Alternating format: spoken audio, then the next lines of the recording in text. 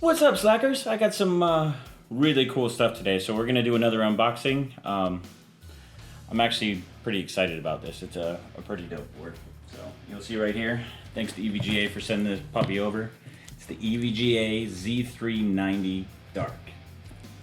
Now, this is probably one of my most exciting boards that I've seen in a long time because EVGA hasn't really been the best known as like the best overclocking board.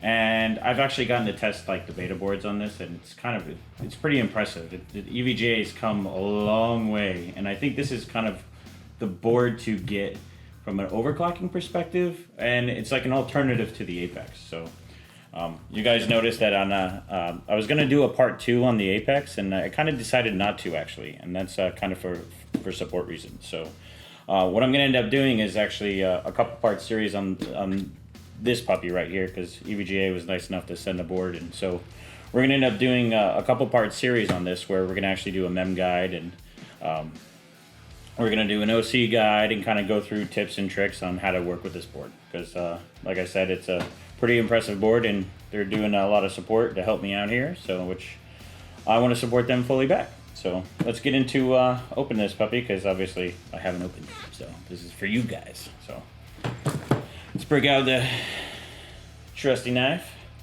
cut it up, see what's going on. Now what's cool about this board is you've probably seen a lot of photos of this thing already, but it's probably one of the nicest looking boards I've seen. Like, I mean, we're not talking, it's not a big board like the monster gigabyte board, but overall this is probably one of the best looking boards that's made today. I mean, between the Apex and this, I think this one's actually a lot nicer looking. So, but yeah, let's get into it. We'll break all the seals. Prove to you guys I haven't opened up this before, because everybody likes to do that and then lie to you and not tell you the truth. And I'll tell you the truth, the slacker truth. So, let's pull this apart. You'll see on the normal box stuff, just the black box. I usually love the way EVGA actually boxes their stuff up. It actually kind of makes like you're getting some like real goodness, you know. So let's kind of open it up and see what we have here. So let's see. Let's go with the guide. So we have an installation quick guide. Kind of lays out all the different stuff of what's on your board.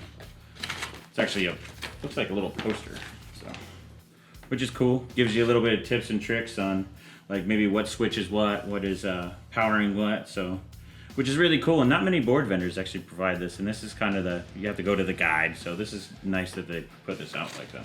So that's that, and then we got some, let's see, a bunch of other EVGA components telling you about the VGA, all the different boards that they have. Like I said, it's a nice setup, give good information. We got obviously your little EVGA tag, and then we got, this is actually pretty interesting. These are standoffs. Vince likes to bench where you have a motherboard underneath and you put the standoffs on and then you mount the board on. So that's pretty cool because it comes with this board too. I'll show you in a second, so we'll just put this to the side. Extra screws. Let's see, we got, oh, for Wi-Fi. So it has integrated Wi-Fi, which is a shame certain boards don't come. I think every board should come with that because I use it all the time. I'm always maneuvering around everywhere. So we got, let's see, we have a 2-way SLI bridge, we have SATA 6G cables, we have the IO shield, right? And then we got some, this is probably just for the M2, it's an M2 thermal pad. I'll show you about that, it's pretty cool. It's cool, you get a USB disc, and it has all the drivers and everything loaded onto it, so, which is cool. I love how the manufacturers are doing this instead of giving you a stupid CD anymore, or a DVD. More SATA 6G cables, another M2 thermal pad. What else we got here? Oh, Pro Belt cable. I needed one of these when I was testing the KP the other day. We'll put that baby to the side because I need it later. Another Pro Belt cable, so that's good. We'll keep that one over there, and that will be for the KP. So let's go into a little bit further where we actually see the board. Actually, let me take out this first. So this is pretty cool. I've actually have older ones. Vince used to give these out to me all the time. But what's cool is now they actually give them to you every single time you buy a board, or well, you buy a dartboard. And this is kind of some of the cool types of stuff that EVGA does, you know. So this basically outlines everything on the board and kind of like what's going on. It's basically the board put onto a PCB, which is really cool. And like I said with these standoffs, where I said before, is what you do is you pop the standoffs in here, you screw them down, and then you can put the board on top of it, and then it'll helps to act like a motherboard tray. So that way you don't need a bench station. You can just do it.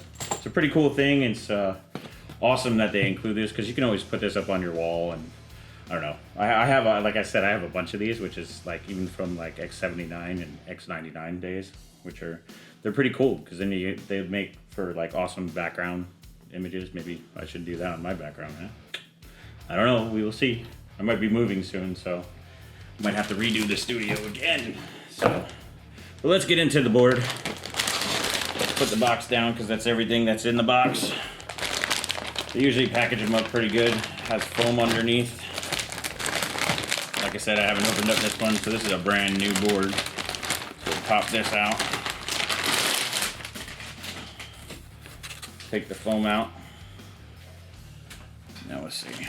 So, I mean, right away you can look at this board and see, I mean, it's so good looking. Like, right away you'll notice is, compared to other Z390 boards, you basically have a socket that's usually going down, up and down like this. And this one's actually going to the side, and it actually has the memory slots on the top. And this is to try to get these as close to CPU, so that way the signals are better, and that way you can overclock more. So that's why you have two DIMMs, and that's why they're close to the socket, and that's why the orientation. The other reason for the orientation is the power.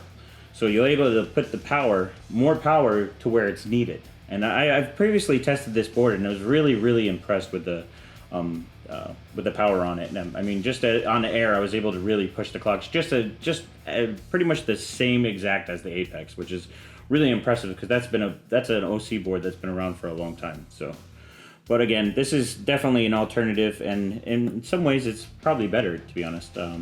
Number one, the looks on it. I mean, it's an absolutely gorgeous. I love the gold trim around the sides. The orientation just makes the board look different. So if you're modding, I mean, it's so many cool things you can do. The heatsink is an awesome design. It looks like it's just a passive design. Obviously, you can do SLI has 3 slots. You have room for M2 slots. What was I gonna say? Oh, the other thing that's really nice about this board compared to the other manufacturers, like the Apex basically has a way to flash the BIOS if you don't have a CPU and stuff. It's called the BIOS flashback. Well, EVGA actually has the same thing, so you can basically put your USB in here and flash the BIOS without having to worry about it, which is really cool. I think pretty much every motherboard manufacturer should have that. We obviously have multiple BIOSes. I'm pretty sure you can do 3 BIOSes on here. But yeah, I mean, it's a good looking board.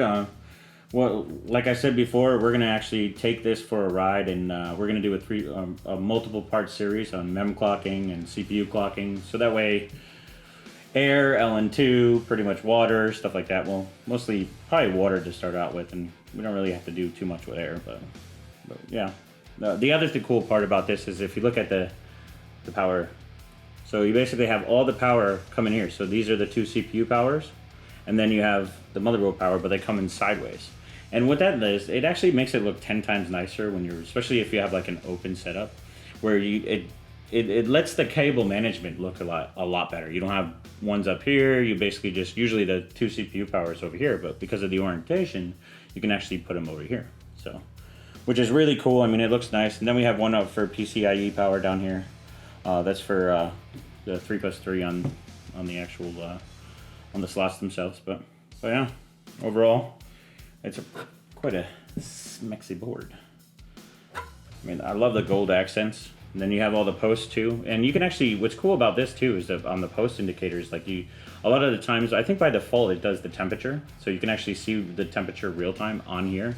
It helps with overclocking, but it also helps in the water cool system if you just happen to look over and you're checking out and buying your system and you see that the temperature is like really, really hot. It's kind of like a safety mech. But you can actually program each one, which is pretty cool. So, but yeah, pretty impressive. This really actually puts EVGA into the OC category again. It's been a while since they've really been able to do that. X299 Dark was a great board. Pretty much their entrance back into the real deal OC field.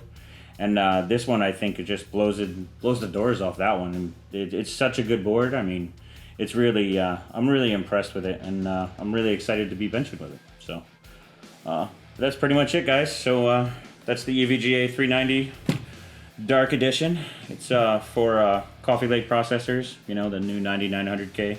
We're going to be putting some 9900K goodness in this on LN2 air water, but that's pretty much it. And also stay tuned for streams every Thursday. So I haven't decided on the name. By the time this is released, we'll probably figure out a name by then. But Thursdays at 4 p.m. Eastern Standard Time, every Thursday. So it's New York City time if you can't figure that out. So I know Steve always has problems with that. So just trying to eliminate any confusion. So, but I guess that's it for today, guys.